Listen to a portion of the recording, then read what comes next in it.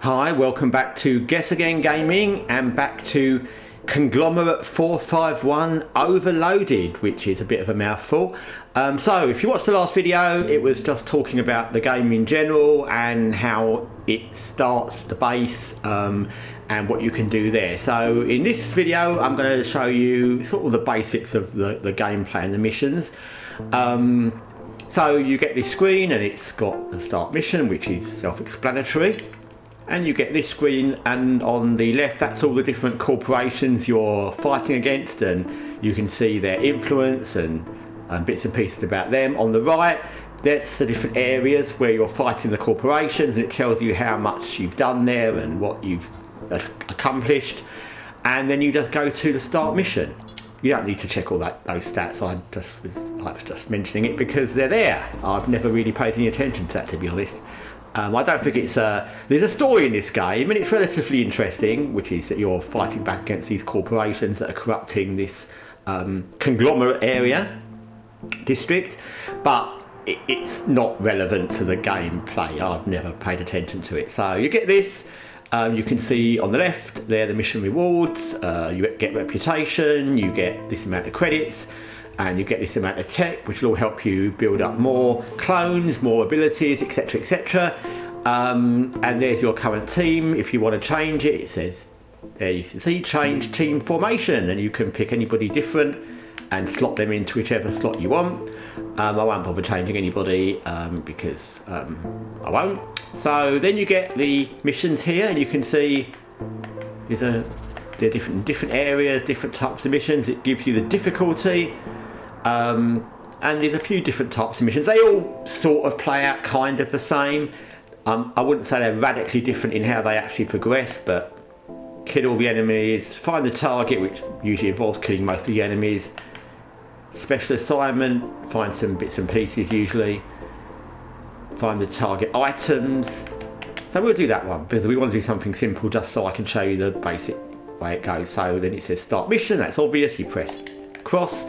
This bit, so what you can do is you either go straight to where the mission is and just start the mission, or you go to the surrounding city. It's not much in the surrounding city, but the reason you would go there is you can get more bonuses for leveling up. Obviously you go around killing some random guys in the city. There's usually quite a few different groups. I will go to the city so I can show you what it looks like, and it always pans out the same. The city looks very similar, and you're looking to get to the mission, you're looking for a lift, an elevator that will take you there. So you may find that straight away, even if you go to the city and you just think, okay, I'm gonna just go on the mission, or you may wander around a bit on purpose to try and kill some of these, and it's your choice. I would say, unless there's a reason you don't want to, it's always better to go to the city because you get more resources from it. The only reason you wouldn't do it is because you've only got a few clones left, or they're all very injured and you don't want to risk them. That's the only reason I can think of you wouldn't do it. So this is what the city looks like. Looks pretty, you know, grim and cyberpunky. There's our car that we came in, that's a nice little touch. Right, it's floating at a bit of a weird way, that needs securing I think. As in all these kind of cyberpunky, Blade Runner-y kind of looking places, it's always raining. So move forward is just the joystick on the right, it's, you know, basic and obvious. And there you can see enemies, and we're engaged. They don't always come at the same way. What I mean by that is there are occasions when they're slightly around the corner and you have to sort of angle yourself and wait for them to come around the corner, or you can move yourself around the corner, but in general they come straight in front of you 9 times out of 10. So then you can see we've got our turn. At the top right you can see our character, her portrait is flashing, and then you've got the abilities on the left. At the bottom you can see I'm jumping through them now. That one hits everybody, and so we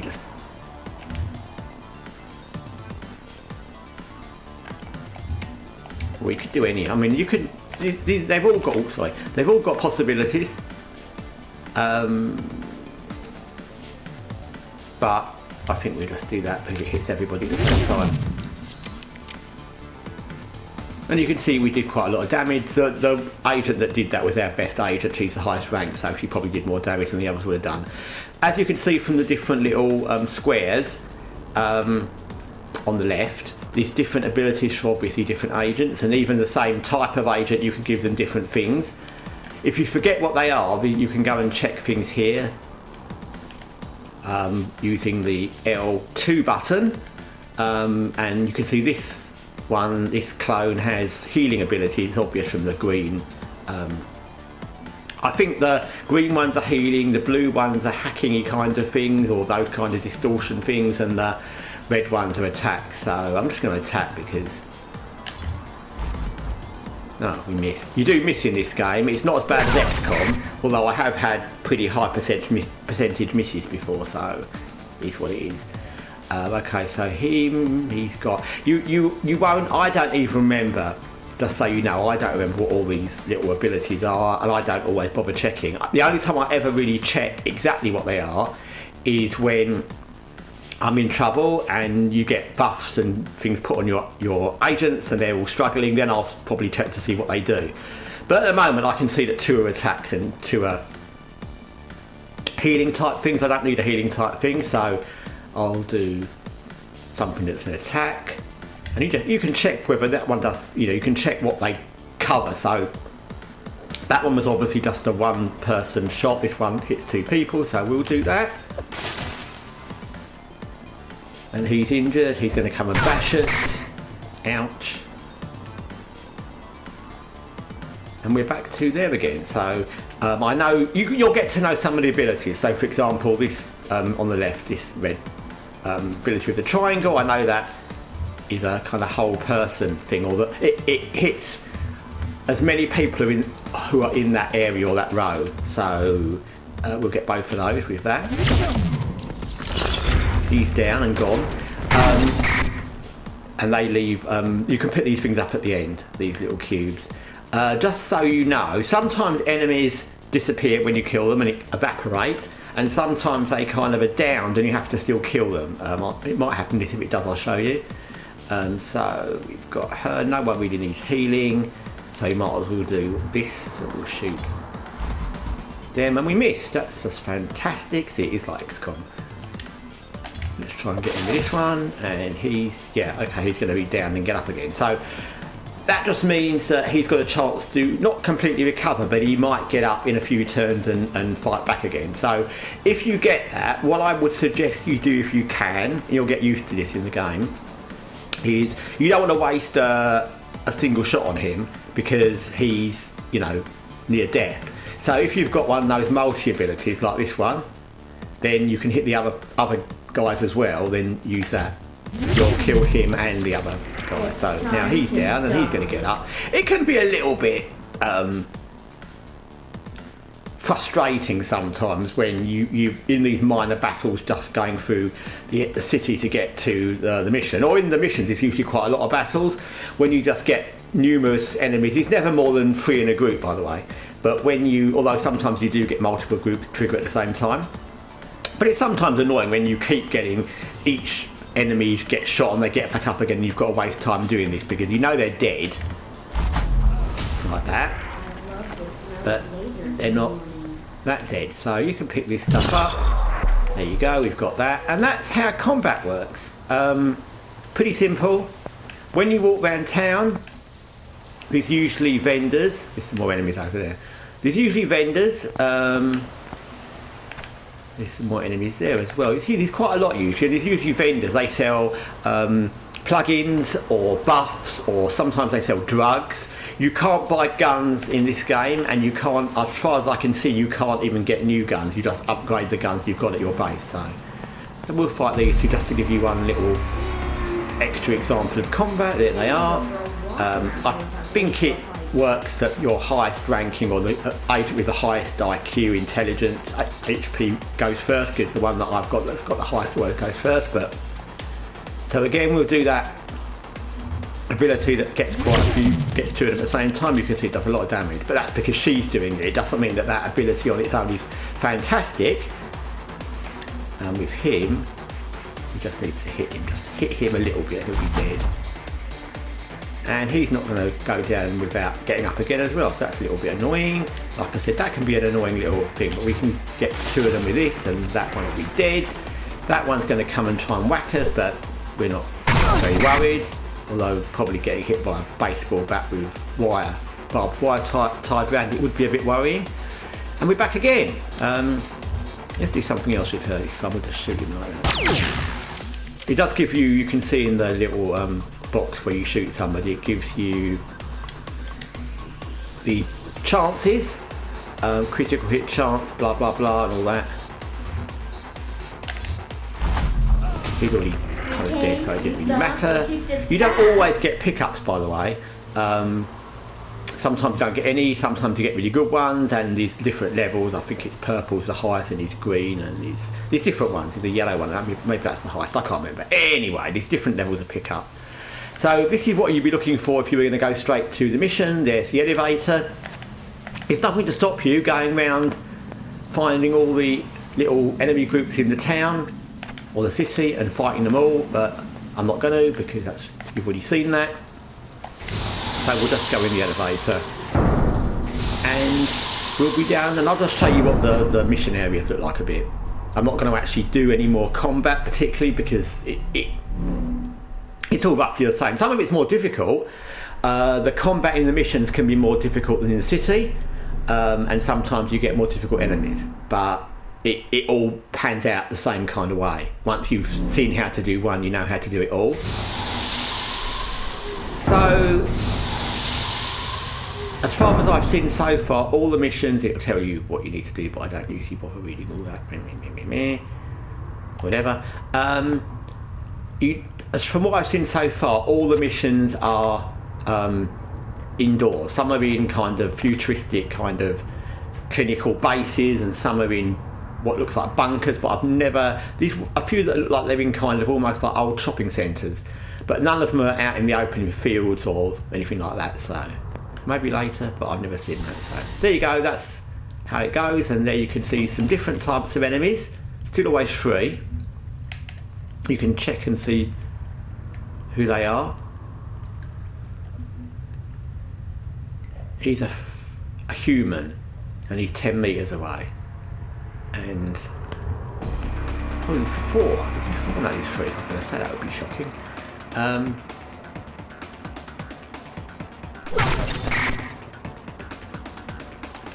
Oh, there is 4. Well, there you go. I said there's only ever been 3, and then the first time there's 4. And honestly, I've played this game quite a lot, and I've never ever seen 4. So that's new for me. That's very strange. It's one of those YouTube things, or when you're showing somebody something and you say, I've never seen that, and then it happens. So you've got one gone around there, so that you can just turn using the L1, L2 to do something. But that's a little bit annoying, because then you can't get him with the others. So you can see on the right, at the bottom, that agent there with all the little red, they're all things she's got against her, like debuffs and buffs and things. One's radioactive and one's probably injured, and we can do things about that, but at the moment we're just going to attack because she hasn't got any healing things anyway, so we'll zap the whole lot of them. You see they've got their kind of shield thing at the top and their health bar at the bottom. So now we've got her, and she has got healing things. And you can see you press Q and then you just move along. You can see that little orange light, and that tells you who you're gonna be doing it to. So we've healed up that one because that's our best agent overall in the whole of the game. And like I said, this is a really hard game to get anyone leveled up, because if you don't get someone higher leveled early on, when you go on more difficult missions, they'll just get killed. You at least need someone like this, someone higher leveled, to go with your lower leveled people. Kind of like XCOM. But XCOM, you've got more agents, and XCOM, I would say you've got more of a chance, because it's a lot about the gear as well, not just the level. So you've got more of a chance of sending rookies on a mission. You can probably send 3 or 4 rookies on a mission. I've sent all rookies on missions that are relatively difficult in XCOM, and they've done okay. Whereas in this, if they've all got, you know, stealth suits and those kind of things, you know, you can get away with it, but in this you won't. So again, we've got options. You can see the turn order as well at the top, so we know that they're all going to go in a minute, which is not very good. What to do? Let's do that so it hits everybody.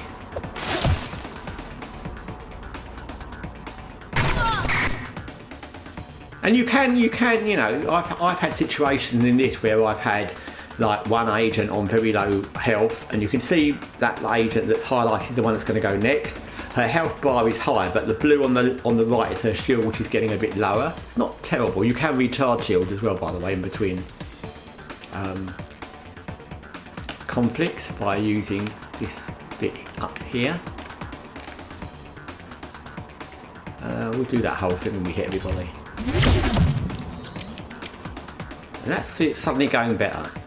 It doesn't always suddenly go better.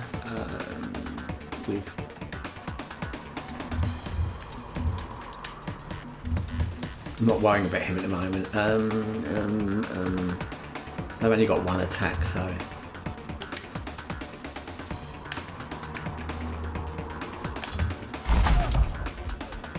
Okay, then we've got two down. It's quite funny actually when they just fall down. We're going to have a whole load of them kneeling in front of us. And now we'll get at least two of them. Like I said, that's what you need to do when you've got a few of them, or more than one, or even one that's down to like near death. You don't want to waste one shot on them. You want to do an overall shot so you can get a few injured at the same time or killed. Then we've got him. I reckon she can just shoot him and kill him. Yeah.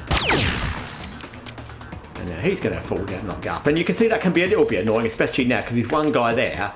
But because that guy's there, we can't do any kind of joint hit against him. So we'll just shoot him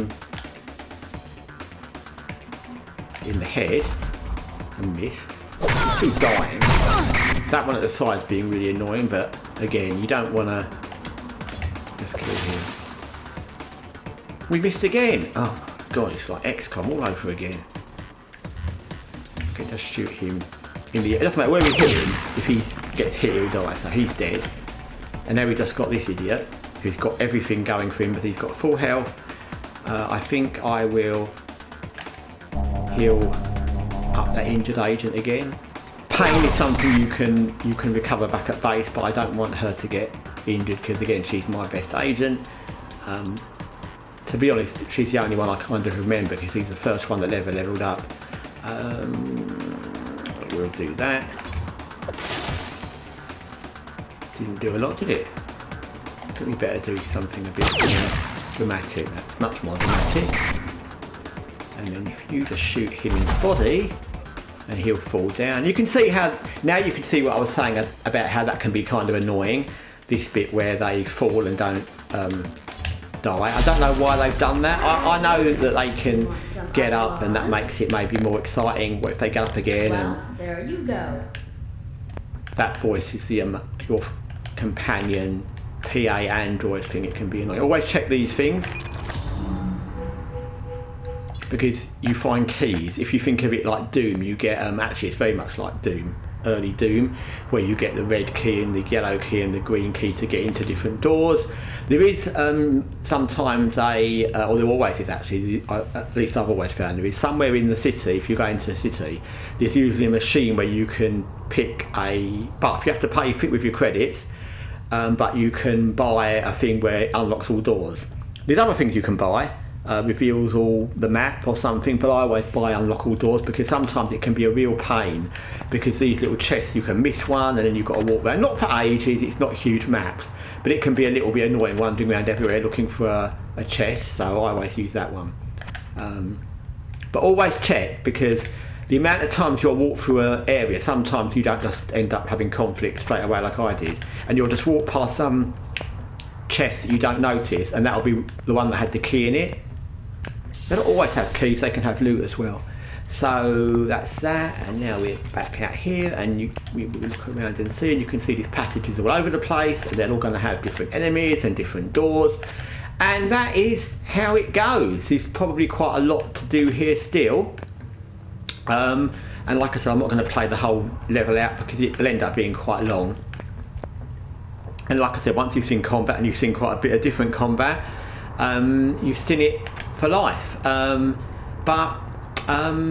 Yeah, it's good. It's not easy. I'm not saying it's difficult, but it's not an easy game where you can just go in and think, like I said, oh, I'll just go in and walk around. Early on, yeah, okay, but the more you go on into the game where the difficulty rises, the more you'll struggle using agents that haven't got any level ups. So be warned, you want early on to level up at least a good amount, and what I've done is tried to level up 3 or 4 a lot, so there's always at least one of those or maybe 2 of them to go on each mission. But it's not an easy game later on. I've had people killed, agents killed. I know they're cloned, so it doesn't really matter. We can clone them again, but when you clone them again, they haven't got, they've got to level up again, and it would be, I would say, an impossible game if you ended up with all your leveled up agents killed. I would say that you could never really cope with that, so bear that in mind. So anyway, that's combat in Conglomerate 451 Overloaded. I hope this video has not overloaded you. I will be back with another video which will be kind of like a summing up of this game. I might do a little bit more combat, I don't know. But anyway, thanks for watching. Till next time, take care for now.